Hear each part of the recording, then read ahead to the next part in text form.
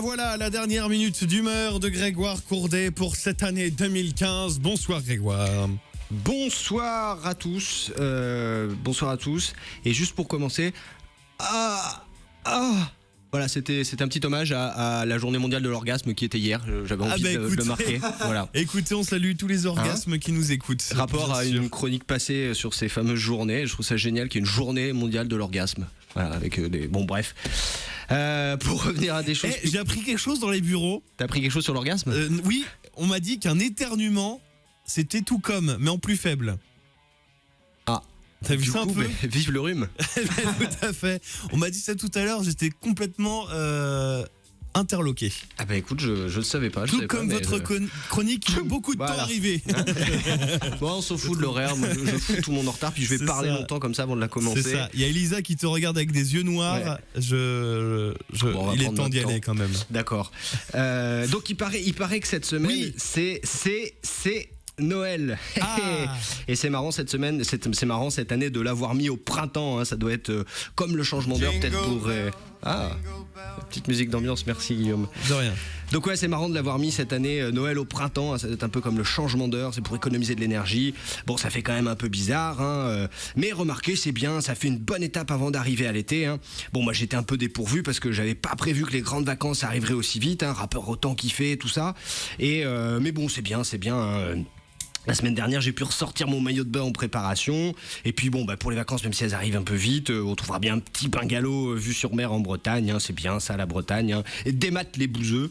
Bon, mis à part qu'on soit au printemps, j'aime bien la période de Noël, hein. On dépense encore plus d'argent qu'on n'a pas le reste de l'année. On se goince comme des porcs en s'en foutant pas mal de la faim dans le monde. On offre des cadeaux aux enfants fabriqués en Chine par des enfants. Donc ça, c'est le commerce équitable, hein. On joue, ils travaillent, gagnant-gagnant, un bon équilibre. Non, mais c'est vrai que c'est bien Noël, c'est bien. Et parfois on a des cadeaux inattendus, des cadeaux superbes. Par exemple, ce beau cadeau que nous a fait Bernard Tapie qui revient en politique. Oui, il l'a dit, hein, il revient et c'est pour nous sauver de la menace FN.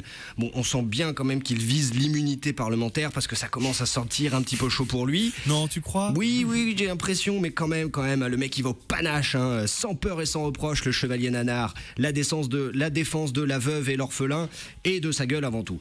Non, c'est bien Noël, c'est bien. Puis il y a la magie de Noël, comme ça parfois on a des belles surprises, hein, comme Miss Philippines élue Miss Univers, alors qu'en fait ils avaient dit que c'était Miss Colombie.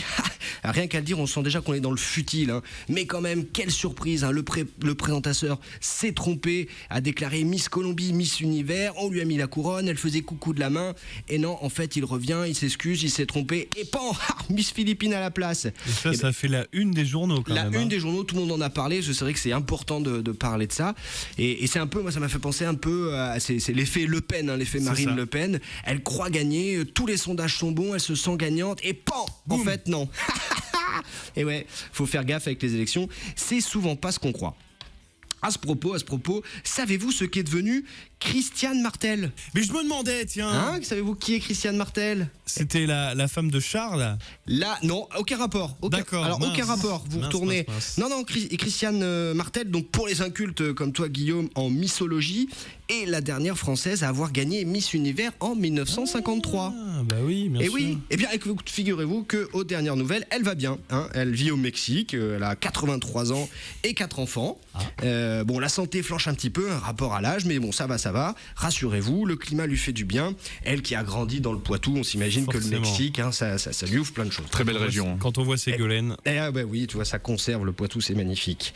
Non, mais vraiment, Noël, c'est bien. C'est l'occasion de se rapprocher les uns des autres. Bon, enfin, surtout de se rapprocher entre nous, hein, parce que les autres, qu'est-ce qu'on en a à faire, hein. Déjà que d'habitude, on ne s'arrête pas pour regarder, mais là, les bras chargés de cadeaux, comment voulez-vous tout déposer, chercher une pièce ou un ticket restaurant, allez hop, et pas le temps. Et surtout on n'a pas envie, on va pas gâcher la fête avec la misère non plus, hein. On va pas non plus se mettre à penser aux immigrés sur les routes. S'ils savaient comme on galère ici, hein. Je suis sûr qu'ils réfléchiraient à 2 fois avant de venir, hein. Par exemple, on peut pas aller voir Star Wars parce qu'il y a la queue. Les transports sont toujours en retard, et encore plus ce soir, hein. Monde pourri. Et même les magasins ne sont pas ouverts le dimanche. C'est le pompon. Et voilà, la galère, je vous dis, la galère. Voilà, bon, ne gâchons pas ce bel esprit de Noël. Bonne fête à tous, hein, et n'oubliez pas,